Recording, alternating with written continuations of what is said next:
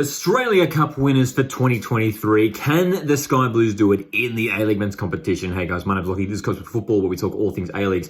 Team previews for every single club in the A-League men's competition. Sydney FC are a team who are coming off the Australia Cup final victory against Brisbane Roar, where they made an incredible second half comeback. Fabio Gomez coming off the bench, and they looked really, really strong in that second half especially. And they're a team who I think we really have to keep an eye on this season, because the last couple of years have been a little bit mediocre by their standards, and this is a season where, in my opinion, they could be shaping up as a real sort of challenger to, the likes of Melbourne City towards the top of the table. That's my judgment, at least. Very curious to hear what you guys think. Of course, jump in the comments and drop your thoughts. First of all, let's talk about the ins and the outs.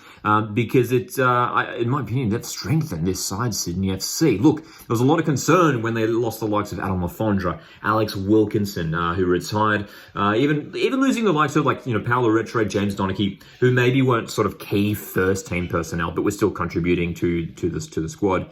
There was a little bit of reshuffle there, and then again, Steve Corica staying on for another season. Maybe some Sydney FC fans wanting a bit of change when it comes to the coaching department.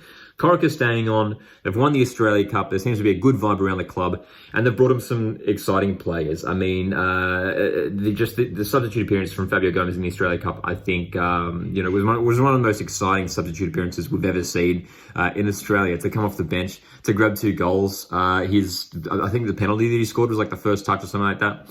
Gabriel Lacerda has seemed to have settled in pretty well already at centre back as well.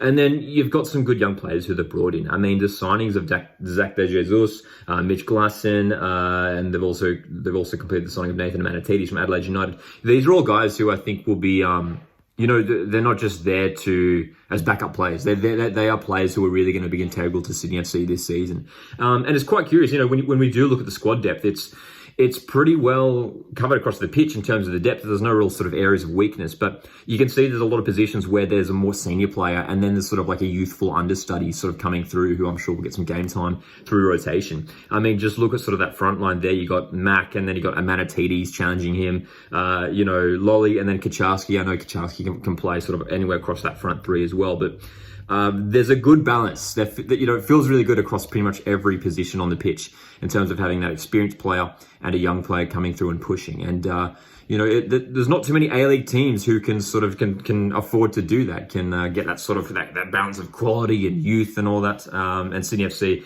appear to have done it. So on paper, I'm very excited about the squad. I think this is a massive season for someone like Joe Lolly, who's just going to get better this year. Robert Mack, I think, was very good last year and still could get even better for Sydney FC.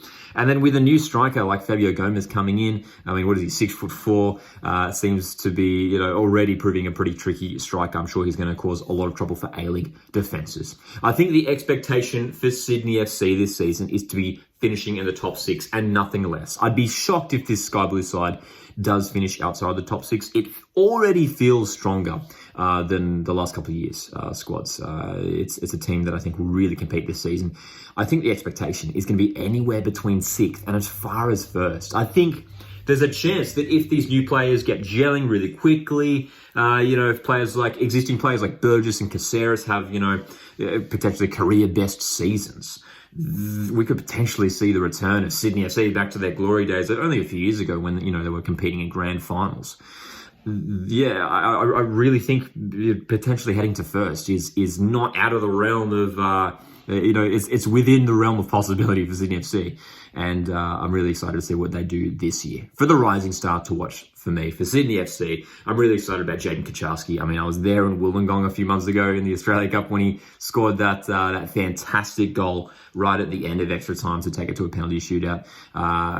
You could pick so many players out of there though, man. I mean, I think Corey Holman's going to have a big year. He's been starting in the Australia Cup as well. Amanatidis, a lot of people are excited about him coming off that left wing as well. Options there for Sydney FC. A good balance of youth and experience. A dangerous team. Where do you think the Sky Blues will finish this season, though? Are they seriously the real deal this year?